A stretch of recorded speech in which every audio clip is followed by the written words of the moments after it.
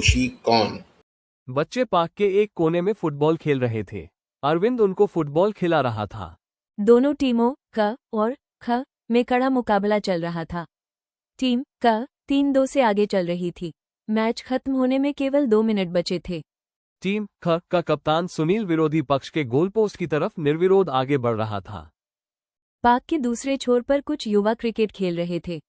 उधर सुनील गोल दागने ही वाला था कि क्रिकेट की गेंद बहुत तेजी से उसके माथे पर लगी और वो जमीन पर गिर गया और बेहोश हो गया। दोषी कौन? 1. अरविंद। 2. पार्क में दूसरे छोर पर क्रिकेट खेलना। 3. सुनील की लापरवाही। 4. क्रिकेट खेलने वालों की लापरवाही। 5. यदि इनमें से कोई नहीं तो कौन?